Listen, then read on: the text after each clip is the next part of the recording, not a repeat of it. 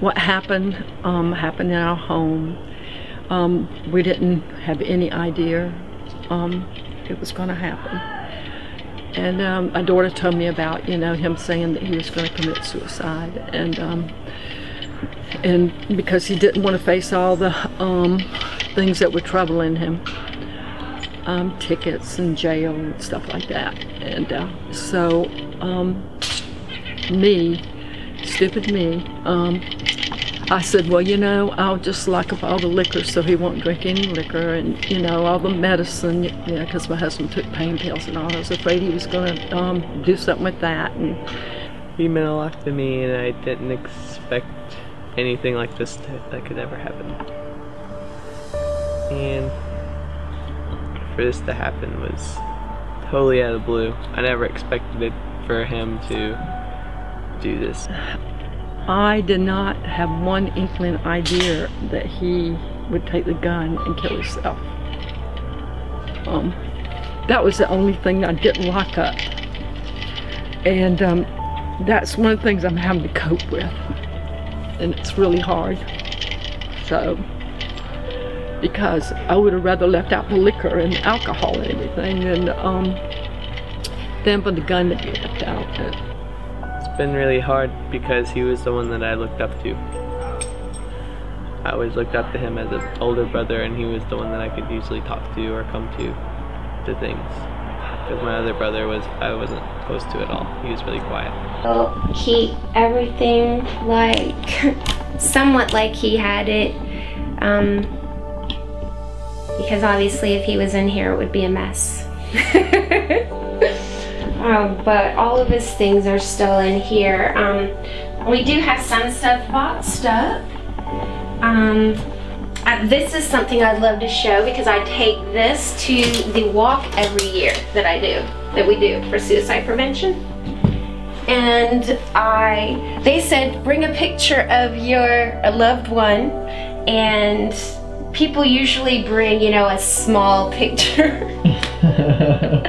But Wade is so big in my heart that I brought a huge poster of him.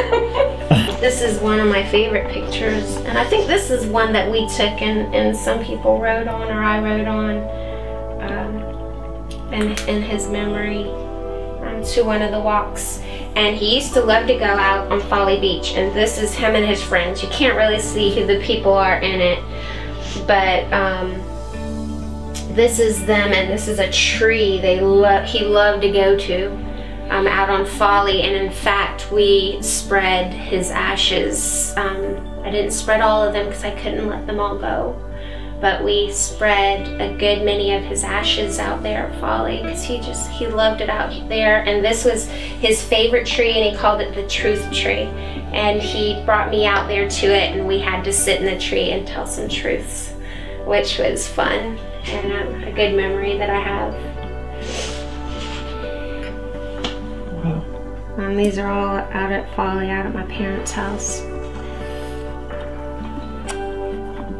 Beautiful. Thank you. But this is just something special my sister did, which I really loved, because I can look at them and...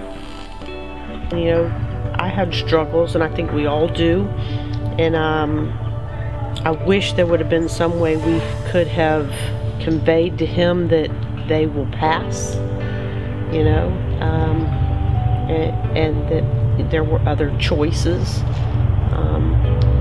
and that we could have, you know, found some type of help for him that would have, you know, got him, you know, or hoped to have gotten him in a better place. He's really missed, you know. He was very loved, and, you know, not only from family but from friends. And I don't think he realized that. You know, I think that would have been something if he could have, you know, seen all the response that he had and the impact that he had on people, that, you know, maybe he would have realized that, you know, he wasn't alone. So I will then take you outside, because we also did a tree of life outside. One of my friends bought a little tree for us to plant, and we put some of his ashes in the ground and planted the tree. It's not looking so fantastic right now because it's winter time, but I'd love to show it to you. We did, and we can come out here and think about we really don't have a place for his friends, you know, to go, because a lot of times you'll go to, you know, a gravesite or something, you know, to just kind of remember. But we really don't have that because we had Wade cremated, and they really don't want to come here, you know, because they feel like they're disturbing us. But they are always welcome to come, and we did this tree, so you know, we do have a place we can come out and just be quiet or just think about them if we want to. And at Christmas, we all go and choose an ornament that we think that Wade would love, or that we would love for Wade, and we decorate it for Christmas time in his memory as well. And we always incorporate him in our holidays. We always remember him. It's just a continual thing we do. It is easier as time goes to have memories that we laugh about instead of cry. So that's a big step for us this year. My dad got up to go into the bedroom. The bedroom door was closed this whole time. My dad got up and went to the bedroom and found him laying there. So, you know, my mom said he came back into the kitchen and he was white, just a pale shade of white, and said Wade shot himself. I was just in total shock. I felt like my heart just dropped to my stomach, and my nerves were just I was shaking, and I couldn't even think straight. I was just in total shock. That was the one day I didn't hug him. He always loved a hug, and that is the one day I didn't hug him, and I didn't tell him that I loved him. That day. My son, my younger son, he used to come in and tell me to get out of the bed, that I needed to get out of the bed. I didn't want to get out or go anywhere. My friends, to be honest, wasn't really around for me. They kind of scattered. And as far as like going out and dating people, I don't, to be honest, I don't feel like I deserve happiness. It's not fair, you know, because I feel guilty being happy. I'm slowly coming back out. But the second year is really the worst year, because you do realize that they're not coming back home, and they're not gonna ever walk through that door. I mean, the reality of it all really just sets in. You're never gonna see their physical body ever. They're just not away on a trip. They're not, you know, off for a while and on some adventure. They're not coming back. And that's the second year this year has been a struggle, but it's coming to the end of the second year, and I do feel like I'm gradually picking myself back up. I had a huge warning sign with Wade. He came home on one of those nights drinking. He came over to the house and knocked on the door, and I answered the door, and he said, "Mom, I really need to sit down and talk to you." And we sat down on the couch, and it's one of my memories that is very difficult. And he said, "Mom, I'm going to kill myself. I am a screw up. I am the F up of all 3 boys, and I know it. I'm gonna jump off a bridge, and I don't want to be here anymore." And he got up and we hugged, and I pleaded with him. I said, "What are you saying, Wade? You know, you're just trying to find your way. You're only, 20 years old. You're gonna have a lot of, things in your path that happen, good and bad. But I love you, and I can't live without you. It would be like me living without a part of, your body. I wouldn't be able to go on without you. You're a part of me." And we cried and cried. And he got up, and he stood at the doorway, and he said, I said, "Please, Wade, don't do that. I love you so much." And he was he was angry at the door. And he said, "Mom, how could you do that to me? How could you sit there and tell me all of that? How could you do that to me? I have my mind made up. I have it made up. And you just put that much more on my back because you just said all that to me." And he walked out the door and slammed the door behind himself, and that was that. He was very angry that I had that plea. Evan and I, my younger son, we both also, one of the coping things that we did is we got tattoos. And so I got a tree of life on my side, and I have Wade's name in it. Just like he would write his tag, I got them to do the same thing. And Evan got, there's on his urn, the picture of the boy that, it's a boy, and he flies, and it's like he's flying off and he turns into a bird. He got that put on his arm. And that was just another thing we did to kind of just, as a coping mechanism, and it just made us feel better, and we carry it around with us. Listening to other people's stories helped me and the things that I were going through, because I didn't feel so alone, because you feel very alone. You feel different. And so through that, I started, and my sister as well got involved in the memory quilt. So I started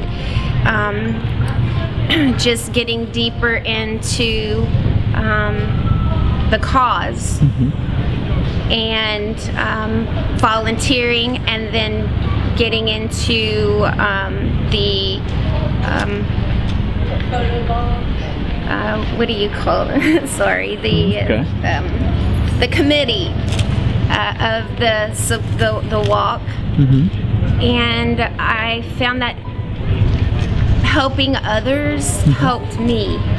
Wow.